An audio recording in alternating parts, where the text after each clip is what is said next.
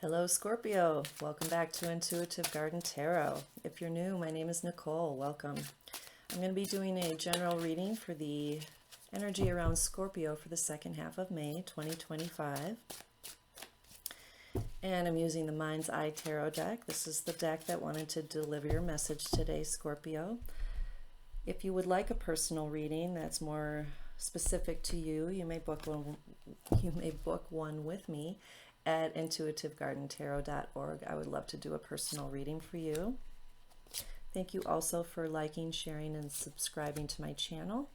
It helps my channel grow. It's free, and I really appreciate it. I love doing these readings for you, and I would love to continue doing these. Okay, so let's break it down. What do we have for you, Scorpio? We have the Two of Cups, Ace of Cups, Ten of Wands, Three of Wands, Eight of Swords, the Hanged Man, and the Ten of Cups.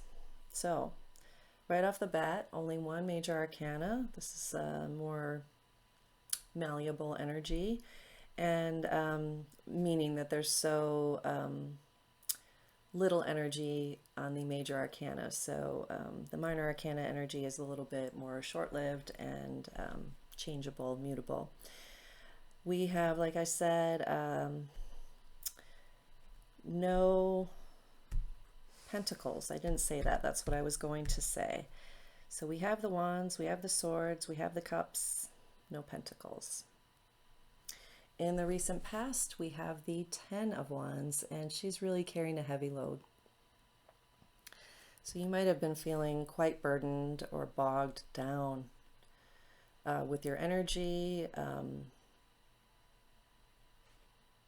It could be with an actual physical workload, whether you have a physical or intellectual job. It can still be a heavy workload, or just carrying a heavy load.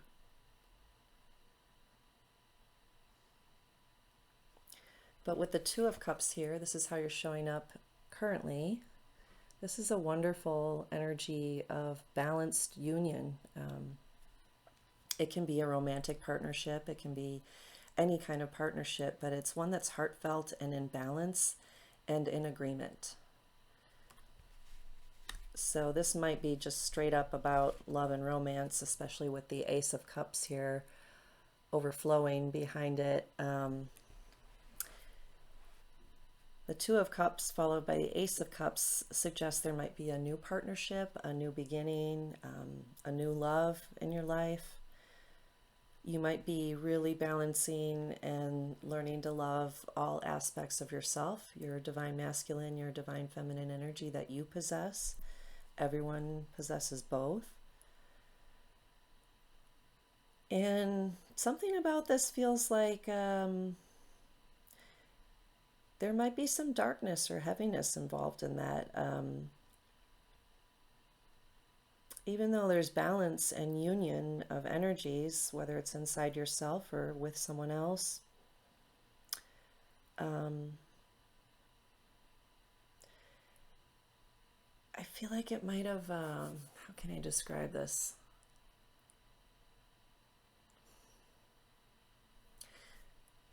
Might have even had some heaviness or sadness involved in that partnership.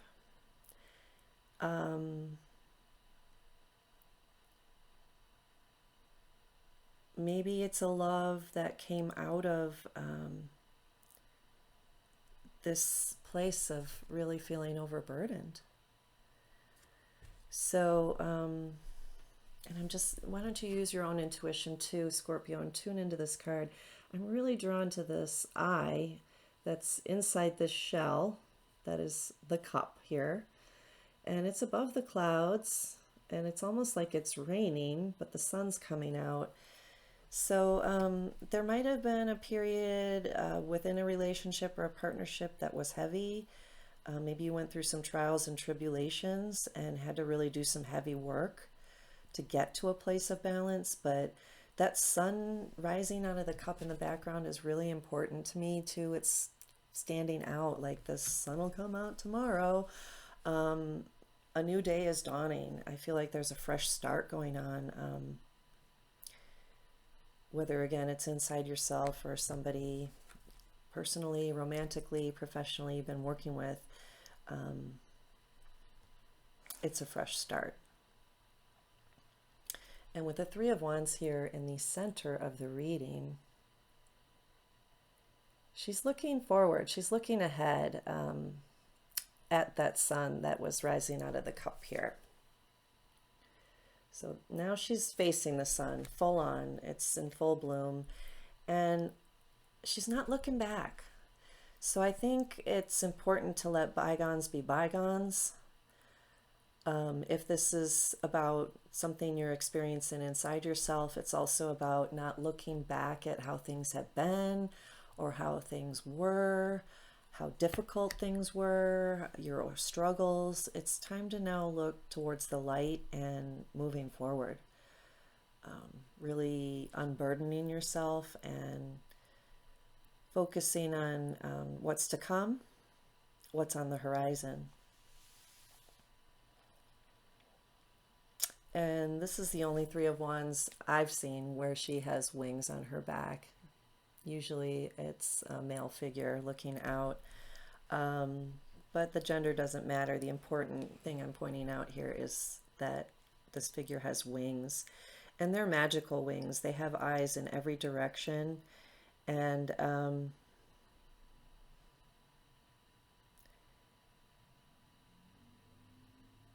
the center eye is turned sideways. So again, it's saying not to focus on what's behind you. Let those experiences, if there were lessons, or there are always lessons, there's always a value in any struggles or darkness that maybe we've had to confront or move through. So the message I'm getting from this is to let that, take the lessons with you, not the burdens. So you don't have to forget the past or deny the past or repress or suppress the past. It's extracting just the parts that you need to take with you and let that propel you forward. And add that into your bucket of wisdom, if you will. So our burdens, our struggles aren't in vain.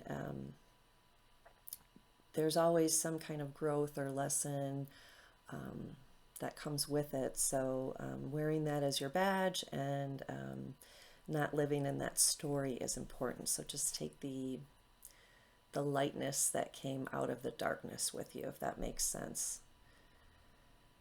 Okay, we have the Eight of Swords here in the outcome. And she's feeling stuck.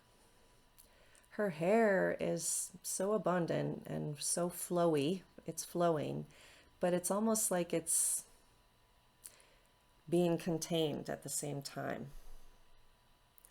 Like it wants to flow out and ripple out into the wind, and then it's just being brought down into this little tight tail. So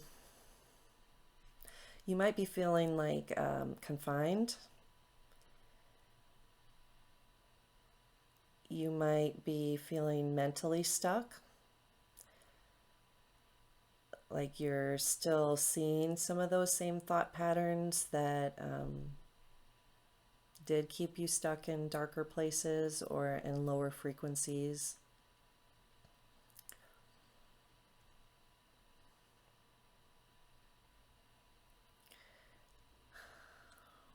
But I'm getting an, oh my God, I was just going to say I'm getting a nod to the Hanged Man, because there's something about this eye looking from the bottom up. She's looking at things, it's inviting you to look at things from a different perspective, from the bottom up instead of straight out or from top down. It's asking you to turn it around, and that's exactly what the energy of the Hanged One or the Hanged Man is about. They willingly put themselves in an upside down position so that they can see things from a different view, from a different perspective, and that is how they gain enlightenment. And this being the only major arcana card in your reading, Scorpio, I'm feeling like this is the main theme that wants to come through for your reading. It is important to really make sure that you look at things in a different way. especially your thoughts, your conversations, how you frame things, whatever ways you might feel like you're a victim, like you don't have control, or yeah, like you're stuck. Beautiful energy. Right behind the Hanged One is the Ten of Cups. This looks so much like this couple here. Ten of Cups in general is about really feeling you're happily ever after, living the dream. And for some of you, it might be a romantic partner. They're up to their shoulders in water. But I'm looking at their facial expressions, and they're looking at each other with such tenderness and love. And I'm feeling for some of you that you might be in a love relationship that has been through some stuff. You've really had to work through your own stuff together via your relationship, and how each other's stuff reflected off of the other, if you will. But your heads are above water, and there's that sun again right behind those two figures in this card. These are the 10 cups of joy and fulfillment, creating an arc or an archway around them. So if it's been heavy, I'm seeing that if you can really focus on where you want to go, where you want to move to, where you're headed towards that sun, you can get out of some deep waters if you're feeling like you're kind of in a lot of heavy emotion right now. And this could apply again to a business partnership, something with, family, or, not a romantic partner, but the romantic partner is coming out strong. I am feeling for some further advice for you, Scorpio, and I'm drawn to the Elemental Empath Oracle deck here. What's the advice here for Scorpio for the rest of May, and this energy, even around feeling stuck and having had to do a lot of work here?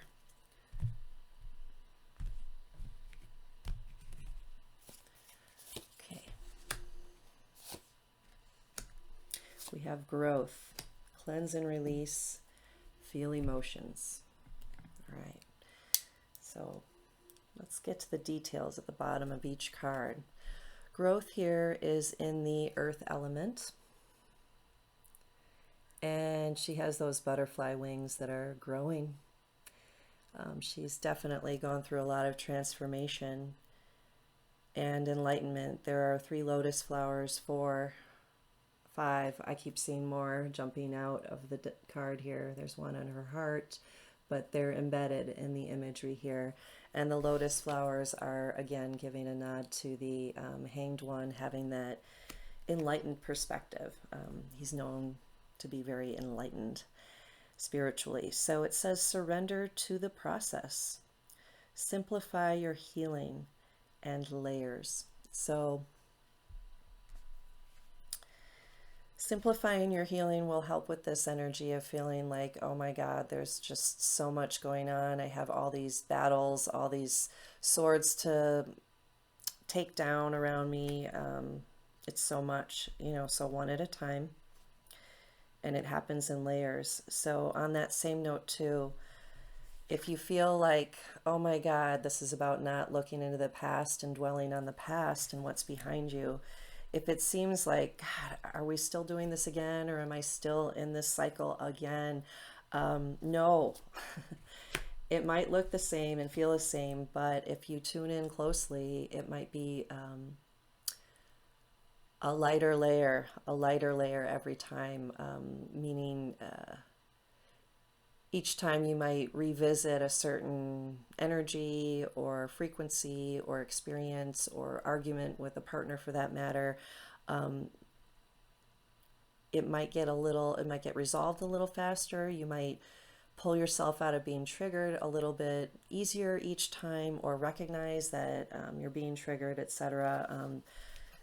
Pay attention to the differences, because it happens in layers, and we don't want to get into a thought pattern that's defeated, like, oh, things aren't changing, I'm stuck. Because this is an illusion. She's actually not stuck. That's the most important part of this card, the story behind it, is that all she has to do is just kind of wriggle free of that scarf that's loosely tying her there. She's not really tied to anything, and she can get herself free if she chooses to. So that's coming through loud and clear here for you. Cleanse and release. Underneath it says clear blocks. Listen to your system. Let energy flow.